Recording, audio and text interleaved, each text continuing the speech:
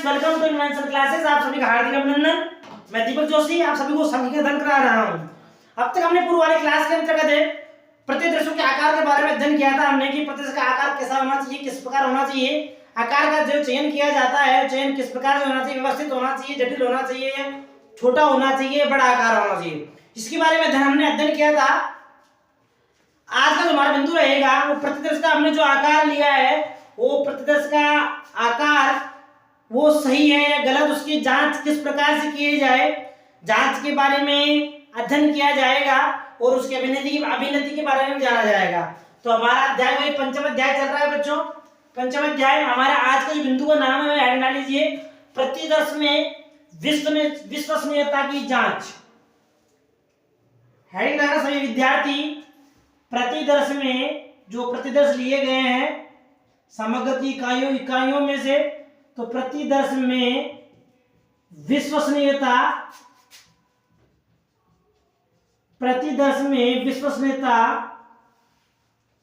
की जांच। प्रतिदर्श जो लिए गए हैं वे कितने विश्वास योग्य है या नहीं, उसकी जांच किस प्रकार से किए जाए। जांच यदि कोई चरण हो, कोई विधि हो, तो उस चरण या विधि के बारे में बताया जाएगा। हमारे बिंदु का प्रारंभ करने से पहले आप सभी को बता दो, हमारे चैनल को लाइक कीजिएगा, सब्सक्राइब कीजिएगा और बेल आइकन बटन को अवश्य दबाइएगा। कुछ जानकारी प्राप्त करनी हो, कुछ पूछना हो तो कमेंट के माध्यम से अवश्य पूछने का प्रयास कीजिएगा। ठीक है, चलिए आगे हमारे बिंदु पर पुनः चलते हैं। प्रतिदर्श में विश्वसनीयता की जो जांच की जाती है, जो जांच करने के लिए कुछ विधियों का या कुछ चरणों का प्रयोग किया जाता है। जो समग्र की इकाइयों में से व्यक्ति प्रतिदर्श लेता है उसकी जांच किस प्रकार से करनी चाहिए उसी के बारे में थोड़ा सा लिख लेते हैं ताकि जानकारी संपूर्ण रूप से प्राप्त हो सके। तो देखिए, समग्र में से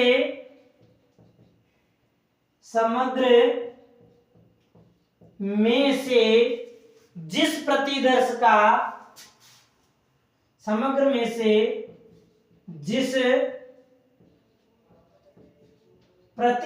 का चयन, जिसको हमने चूज किया है, समग्र में से जिस प्रतिदर्श का चयन किया है वह,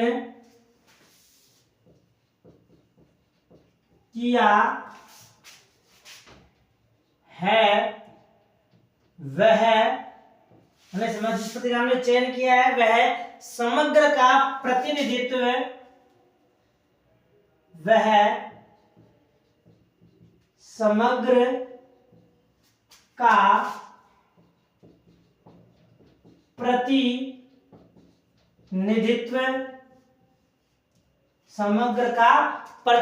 करता है या नहीं,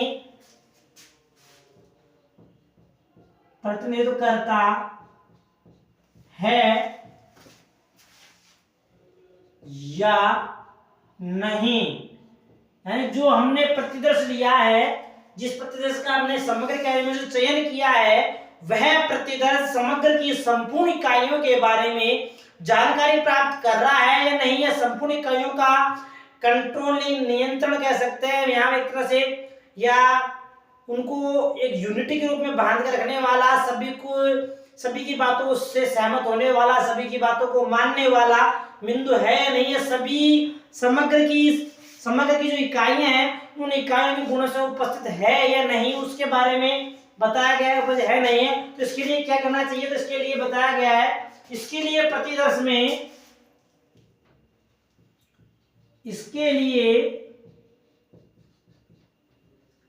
प्रतिदर्श में जो प्रतिदर्श दिए गए हैं, इसके लिए प्रतिदर्श की विश्वसनीयता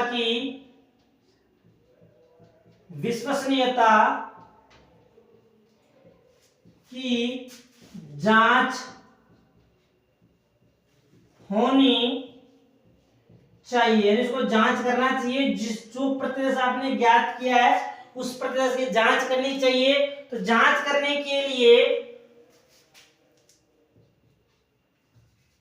प्रतिदर्श की, ऐसे लिख लो इसको, ठीक है, प्रतिदर्श की जांच करने के लिए, प्रतिदर्श की जांच करने के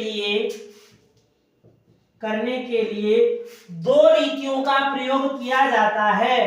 करने के लिए दो रीतियों का प्रयोग, एक्सपेरिमेंट करना, प्रयोग किया जाता है। अब वो दो रीतियां कौन कौन सी है उसके बारे में जानकारी प्राप्त कर रहे हैं।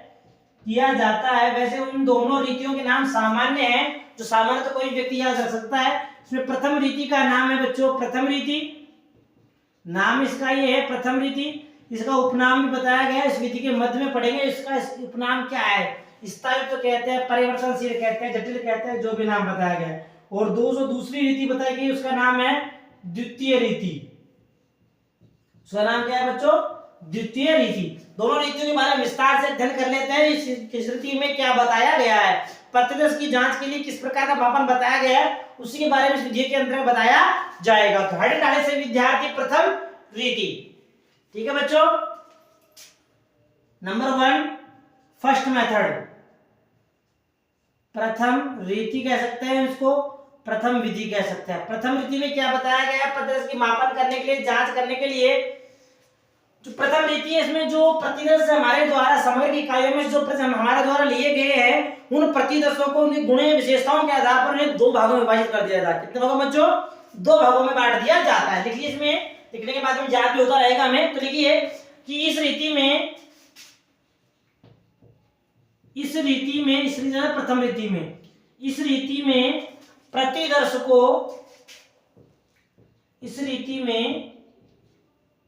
प्रतिदर्श को 2 बराबर भागों में बांटकर, 2 बराबर भागों में बांटकर, यानी उन्हें बांटा जाता है। पहले बांटने के बाद ही तो प्रोसेस होती है। यहाँ इस शब्द के कहने का तात्पर्य क्या है कि 2 प्रतिदर्श लिए गए हैं, प्रतिदर्शों को भी अलग अलग प्रतिदर्शों को विभागों में बांट दिया गया, उसके भी 2 डिवाइडेशन कर दिए गए। 2 भागों में बांटकर उनकी अलग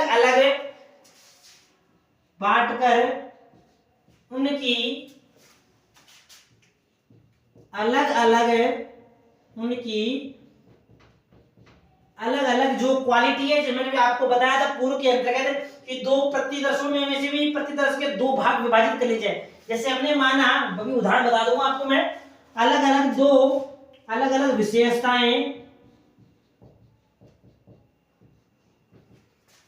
इस रीति में प्रतिदर्श को 2 बराबर भागों में बांटकर उनकी अलग अलग विशेषताओं का तुलनात्मक अध्ययन करते हैं। विशेषताओं का तुलनात्मक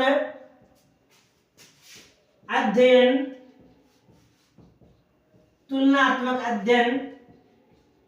करते हैं। जब तुलनात्मक अध्ययन किया जाता है कि अध्ययन कैसे किस प्रकार से करें। यदि मान लो अध्ययन करने के बाद कुछ परिणाम हमारे सामने आते हैं तो उसके बारे में आगे बताया गया है कि 2 बराबर भागों में बांटना। उदाहरण में बता देता हूं, समझ लेना। जैसे के रूप में यहां लिख देता मैं, जैसे समग्र में 10 प्रतिदर्श लिए हमने। कितने लिए बच्चों? 10 प्रतिदर्श लिए। अब हमने यहाँ पढ़ा कि जो प्रतिदर्श लिए गए हैं, ध्यान से लेना बच्चों एक बार, जो प्रतिदर्श हमने समग्र में चयन किया उसे 2 बराबर भागों में बांट दिया जाता है। जैसे मैंने 10 प्रतिदर्श लिए हैं तो 10 के 2 भाग कैसे बांटूंगा बच्चों? 10 के 2 भाग बांट दूंगा, 5 यहाँ पर, 5 इकाइयां यहाँ पर। ठीक है बच्चों, 2 बराबर भागों में बांट देने पर उनकी अलग अलग विशेषताएं, यानी इन 5 प्रतिदर्शों की अलग विशेषताएं और इन 5 प्रतिशत की अलग विशेषताएं ज्ञात की जाती है। और उन दोनों के मध्य में क्या किया जाता है बच्चों का? तुलनात्मक अध्ययन किया जाता है, उनकी तुलना की जाती है कि जो प्रतिशत हमने ज्ञात किए हैं वो ये समान है या नहीं। यदि उन विशेषताएं नहीं पाई गई है तो कौन कौन सी ऐसी विशेषताएं हैं जो उन प्रतिदर्शों में नहीं पाई जाती है, उसी के बारे में बताया गया। आगे अध्ययन करते हैं, इसमें आगे हम देखना आगे कि यदि दोनों भागों में, यदि इन दोनों भागों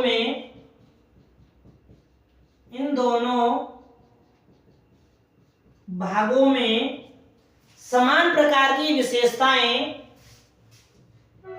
समान प्रकार की विशेषताएं,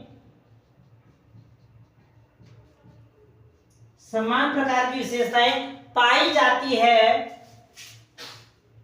विशेषताएं पाई जाती है। तो अब यहां बात आ गई, यदि हमने दो भाग बांट दिए गए प्रतिदर्शों के, क्या बांट दिए बच्चों, हमने दो प्रतिदर्शों के भाग बांट दिए गए।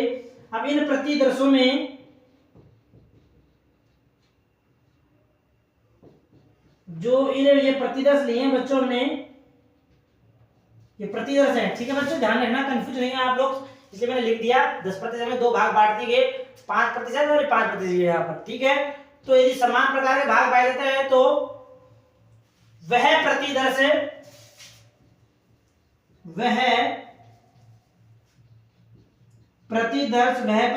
बच्चों 10 वाला प्रतिदर्श, जो हमने 10% लिए हैं, ठीक है, वह प्रतिदर्श सही माना जाएगा, सही माना जाएगा। जो भी हमने लिया है समान पर विशेषताएं पाई जाती है, तो समान प्रकार की विशेषताएं पाई जाने के कारण यदि तो वो हमारा क्या माना जाएगा कि हमारे द्वारा समग्र में से जिन 10 प्रतिदर्शों का चयन किया गया है वे प्रतिदर्श बिल्कुल परफेक्टली, संपूर्ण रूप से बिल्कुल सही है। आगे बताया गया है इस प्रकार की गणना प्रक्रिया को या इस प्रकार की जांच को, इस प्रकार की जांच को जो हमने जांच की है, इस प्रकार की जांच को स्थायित्व परीक्षण भी कहा जाता है। कौन सा परीक्षण बच्चों? स्थायित्व, फिक्सेबल कहने का तात्पर्य है। इस प्रकार के परीक्षण को स्थायित्व परीक्षण भी कहा जाता है,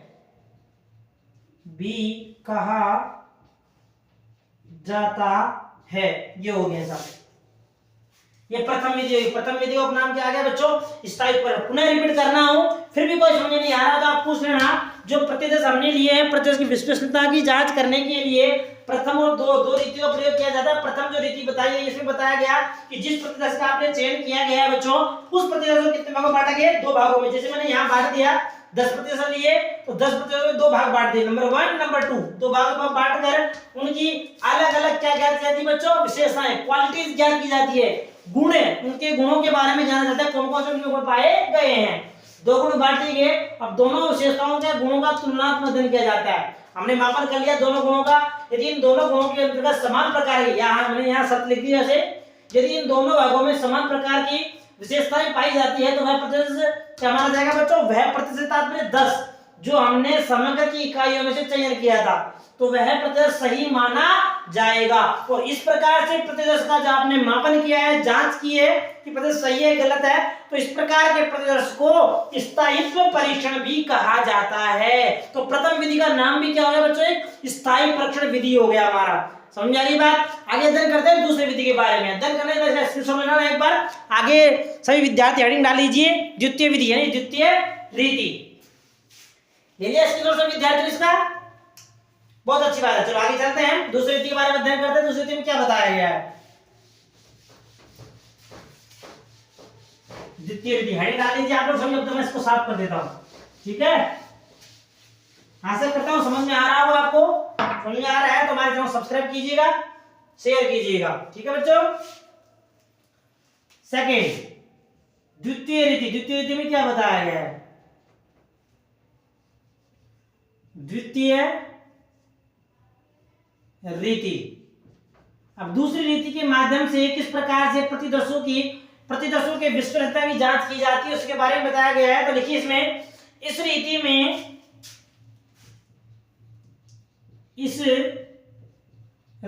में समग्र में से या समग्र संपूर्ण इकाई में से, इस रीति में उसी समग्र में से, किसमें बच्चों?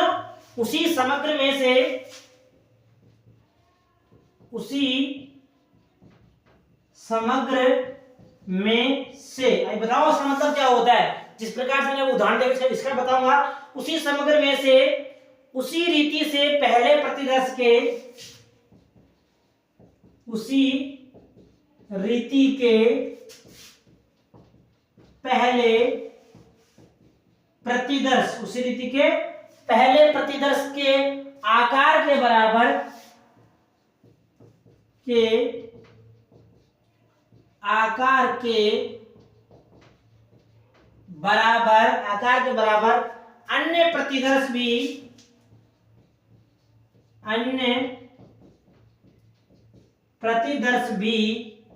छांटे जाते हैं।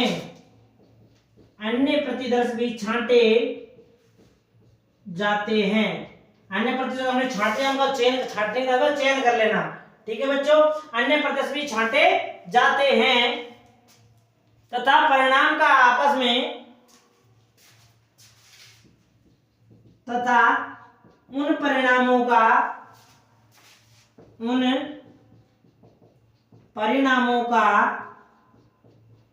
आपस में क्या करते हैं बच्चों? अध्ययन करते हैं। क्या करते हैं? अध्ययन करते हैं। उदाहरण लास्ट बता दूंगा, आप लिख लेना। अध्ययन करते हैं और परिणामों में अध्ययन करते हैं और यदि परिणामों में समानता पाई गई है तो समानता पाई गई है तो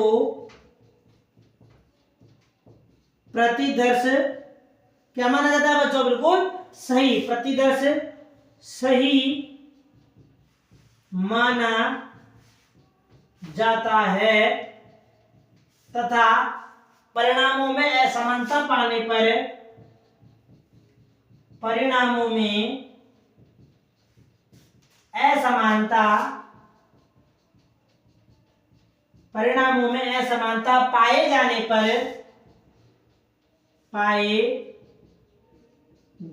पर प्रतिदर्श को सही नहीं माना जाता है। प्रतिदर्श को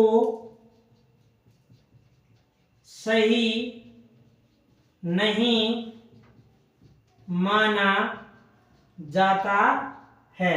चलो आपको उदाहरण में समझाता हूं। इसमें इस जो द्वितीय रीति बताई गई है, इसमें क्या बताया गया है, पूरी रामायण क्या है कहने का तात्पर्य। उदाहरण तो में समझ सकते हैं सभी विद्यार्थी। देखते रहना मेरे सामने एक बार बोर्ड की तरफ, कुछ समझ आया तो पूछ लेना। हमने माना हमारे पास समग्र कितनी इकाइयां बच्चों? समग्र की 100 इकाइयां हैं। कितनी इकाइयां बच्चों? 100 इकाइयां हैं हमारे पास समग्र की। ठीक है, हमने 100 इकाइयों में से प्रतिदर्श का चयन कर लिया। प्रारंभ के अंतर्गत 10 प्रतिदर्शों का कितना ले लिया बच्चों? 10 पर। अब हमारे द्वितीय जो रीति बताई इस रीति में क्या कह रहा है, इसकी बात सुनो, समझते हैं इसकी बात को। इस रीति में मतलब द्वितीय रीति में उसी समग्र में से, उसी समग्र कौन सा हो गया बच्चा? 100 इकाइयां, ये उसी समग्र हो गया। उसी समग्र में से उसी रीति के, अरे जिस रीति से हमने 10 प्रतिदर्श ज्ञात किए हैं, उसी रीति से पहले प्रतिदर्श के आकार के बराबर, यानी पहले प्रतिदर्श हमने लिए 10, तो इसी के आकार के बराबर पुनः इन 100 इकाइयों में से क्या ले लेंगे बच्चों? पुनः प्रतिदर्श ज्ञात कर लेंगे। ये लो, पुनः होने वापस मैंने 10% ले लिया पुनः में पर। ठीक है, यहां तक समझ आ गया। आकार बराबर अन्य प्रतिदर्श भी छांटे जाते हैं। ये 10% में पुनः छांट लिए तथा पुनः परिणामों का आपस में अध्ययन करते हैं। अब ये प्रतिदर्श और ये पुनः लिए गए प्रतिदर्श, इन दोनों के परिणामों का आपस में क्या करते हैं बच्चों? अध्ययन करते हैं। इन दोनों परिणामों का अध्ययन किया जाता है। परिणामों का अध्ययन करेंगे। यदि दोनों, अब बात सुनो ध्यान से, परिणामों में यदि समानता पाई जाती है, यदि इन दोनों के द्वारा प्रतिदर्शों में परिणामों में क्या पाई गई बच्चों? समानता पाई गई है, इक्विलिटी पाई गई है, यानी एक रूपता पाई गई है, परिणामों के अंदर एक रूपता पाई गई है, तो हमारे द्वारा प्रथम बार में जो प्रतिदर्श लिए गए थे वे प्रतिदर्श बिल्कुल सही माने जाएंगे और जो दोबारा लिए वो प्रतिदर्श सही माने जाएंगे। यदि इन दोनों प्रतिदर्शों में असमानताएं पाई जाती है तो हमारे प्रतिदर्श गलत माने जाएंगे। ये हो गया हमारी जांच करना कि द्वितीय रीति के माध्यम से किस प्रकार से प्रतिदर्श की जांच की जा सकती है। समझ आएगा सभी को? इस कहने का मतलब क्या है? पुनः रिपीट कर रहा हूं, पुनः देख लेना एक बार। इस रीति में उसी समग्र में से 100 इकाइयां हैं, 100 इकाइयों में से उसी रीति के जिस रीति के माध्यम से पहले बार प्रतिदर्श लिए गए हैं उसी प्रकार आकार का जितने आकार 10% लिया है, 5% लिया है, 2% प्रतिदर्श लिया है उसी आकार का, उसी अगर बराबर अन्य प्रतिदर्श तो पुनः 100 इकाइयों में उसी के आकार का 10 के ऊपर 10 इकाइयां इसमें से पुनः छांट ली जाती है। ठीक है, तथा उन दोनों परिणामों का आपस में अध्ययन करते हैं। 10 या पहला वाला प्रतिदर्श और पुनः लिया गया प्रतिदर्श दोनों का आपस में अध्ययन किया जाएगा परिणामों का, और यदि इन परिणामों में समानता पाई गई दोनों परिणामों के अंतर्गत तो प्रतिदर्श को सही माना जाएगा, और असमानता पाई गई तो प्रतिदर्श क्या माना जाएगा बच्चों? सही नहीं माना था, इसको गलत माना जाएगा। समझ आ गई? ये भी हमारे प्रतिदर्श में विश्वसनीयता की जांच करना। इस प्रकार से प्रतिदर्श की जांच की जाएगी दो रीतियों के माध्यम से। ये जांच संपूर्ण हो गई है। आगे इसी के बाद जो आगे बिंदु चल रहा है हमारा है अभिनति। अभिनति होती क्या है उसके बारे में लेंगे। तो हेडिंग डाल लेना है विद्यार्थी, पहले इसको लिख लेना, इसको क्वेश्चन कर लेना इसका। आगे इस बिंदु के बाद वाला जो बिंदु टॉपिक है हमारा चल रहा है प्रतिचयन में अभिनति। अभिनति होती क्या है, प्रतिचयन क्या होता है, प्रतिदर्श होता क्या है, उसी के बारे में जानकारी प्राप्त करेंगे। लेना है, ठीक है? समझ में आ गया? फिर भी नहीं समझ आ रहा तो आप स्वतंत्र रूप से पूछ सकते हो कमेंट के माध्यम से। लिख लिया? चलिए आगे चलते हैं। तो टॉपिक हमारा खत्म हो चुका है। प्रतिदर्श की जांच किस प्रकार से की जाएगी। ठीक है बच्चों, आगे अलग दूसरा बिंदु प्रारंभ करते हैं।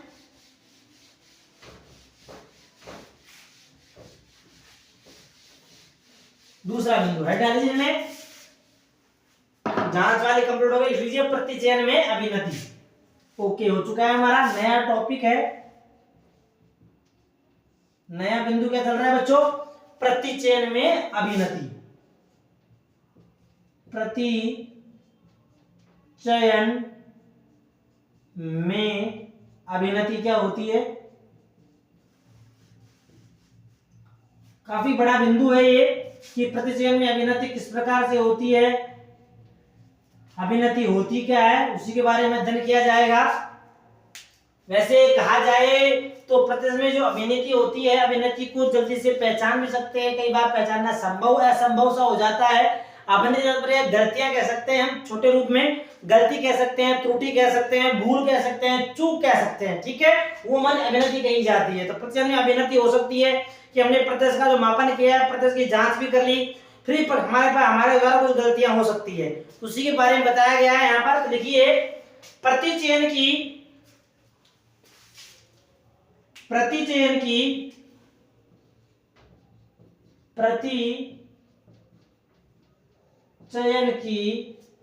विभिन्न रीतियों या विधियों के द्वारा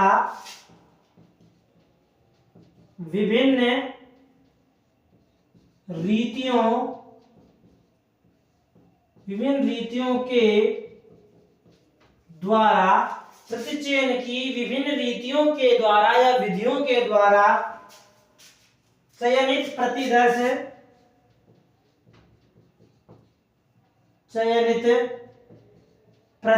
जिस प्रतिदर्श का हमने चयन किया है, तो चयनित प्रतिदर्श अभिनति से प्रभावित हो सकता है,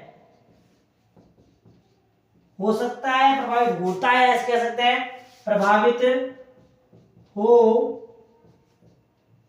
सकता है, यानी उस चयन में प्रभावित हो सकता है। तो अतः प्रतिदर्श अनुसंधान में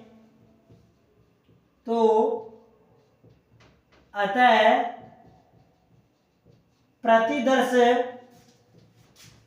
अनुसंधान में जो अनुसंधान लिया गया है, तो अतः प्रतिदर्श अनुसंधान में अभिनति के स्रोतों को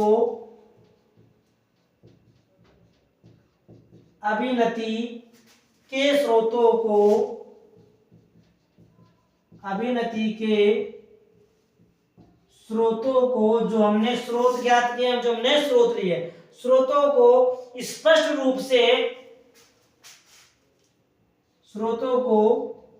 स्पष्ट पहचानना पहचानना, जी अभिनति को पहचानने से बताया गया है। तो स्रोतों को पहचानना व उन्हें दूर करने की आवश्यकता है।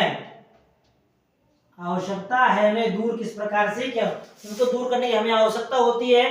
तो इसी आवश्यकता के लिए अभिनति के प्रकार बताए गए हैं। अभिनति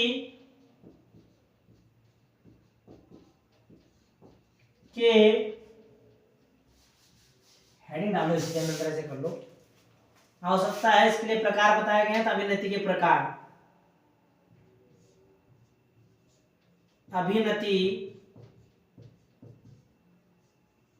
अभिनति के प्रकार जो प्रतिदर्श लेते हैं उसमें जो अभिनति ज्ञात होती है। अभिनति कितने प्रकार होते हैं अभिनति के? तो सामान्यतः अभिनति के 2 प्रकार बताए गए हैं। अभिनति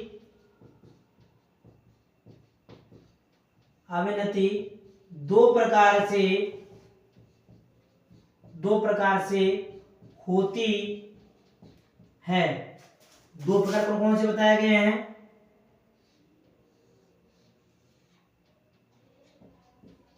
अभिनति नंबर 1, नंबर 2। प्रथम जो प्रकार बताया गया वो हमारा चेतन अभिनति,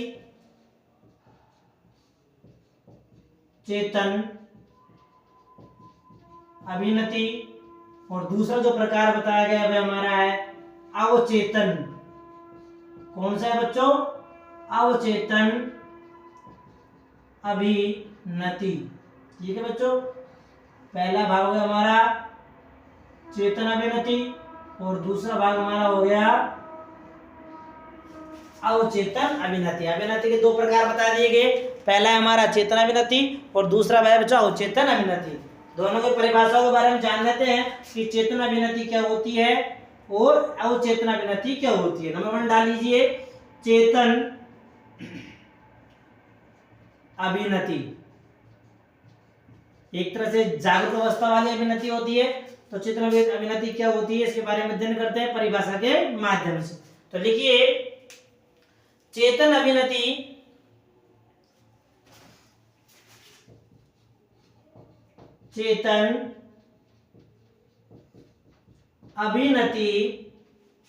अवलोकन मतलब जांच करना, अवलोकन की जो त्रुटियां निकल के आती है, अवलोकन की त्रुटियों का वह समूह है, त्रुटियों का वह समूह है, मतलब ग्रुप, त्रुटियों का वह समूह है जो प्रतिदर्श इकाइयों के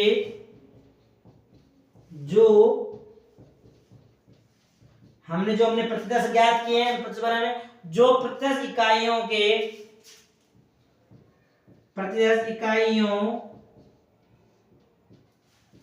के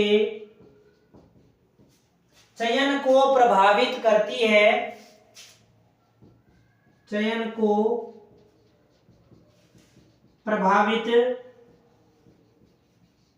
करती है। यह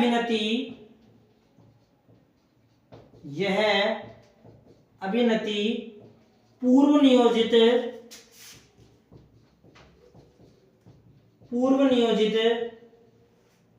है, यानी अनुसंधानकर्ता के द्वारा या जो सूचनाएं या प्रतिदर्श लेने वाले के द्वारा पहले से प्लानिंग कर ली जाती है। इस प्रकार की अभिनति होती है, वह अभिनति चेतन अभिनति कहलाती है। जैसे कई बार प्रतिदर्श जानकार व्यक्ति को छांट लिया जाता है, तो जो वो अभिनति जो जानकार व्यक्ति को छांटना कौन सी अभिनति है बच्चों? चेतन अभिनति कहलाती है। क्योंकि वह ये अभिनति कैसे होती है बच्चों?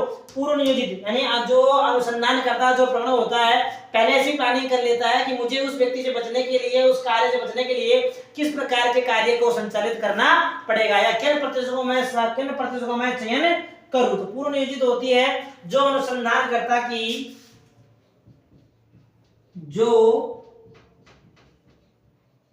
अनुसंधान कर्ता की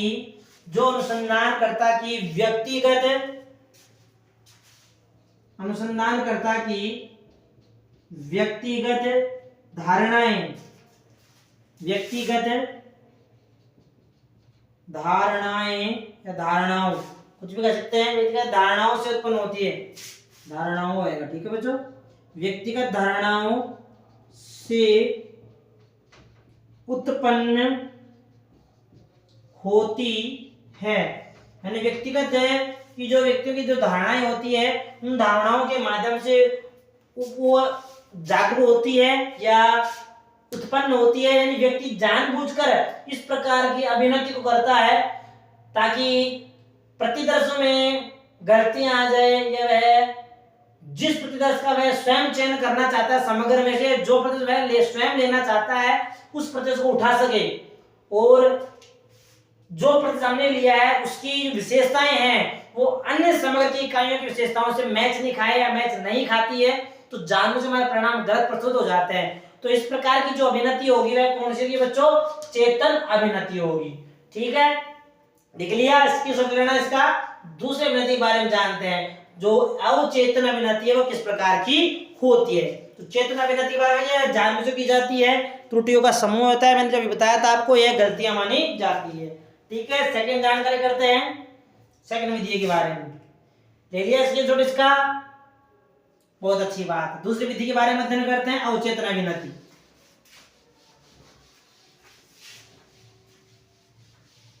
दूसरी विधि कौन सी है बच्चों? अवचेतन अभिनति। दूसरी विधि हमारी अवचेतन अभिनति। अवचेतन अभिनति क्या होती है उसके बारे में जानकारी प्राप्त कर लो कि यह अभिनति किस प्रकार की होती है, कैसी होती है। तो देखिए, यह वह अभिनति है, यह वह अभिनति है जो क्या करती है, जो अवनति या अनजाने में ऐसे कहते हैं, यह वह अभिनति है जो अनजाने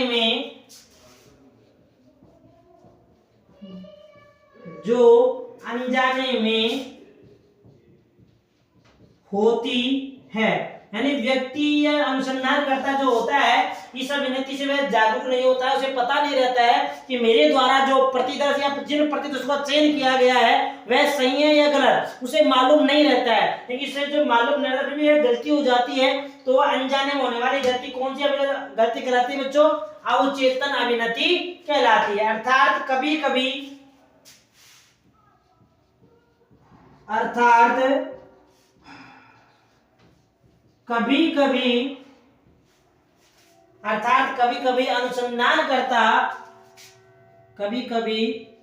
अनुसंधान करता जानबूझकर निष्पक्ष भाव से अनुसंधान करता निष्पक्ष बिना किसी भेदभाव वाली धारणा, कहने का तात्पर्य निष्पक्ष भाव से कार्य करता है,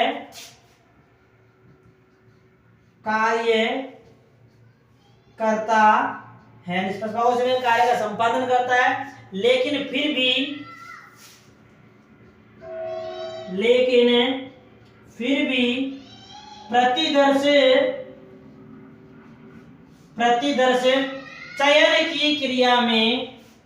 भी प्रतिदर्श चयन की क्रिया में, जो हमने प्रतिदर्श की चयन किया, प्रतिदर्श को चयन किया है, तो उस चयन की क्रिया में अनजाने में अभिनति हो जाती है, क्रिया में अनजाने में अभिनति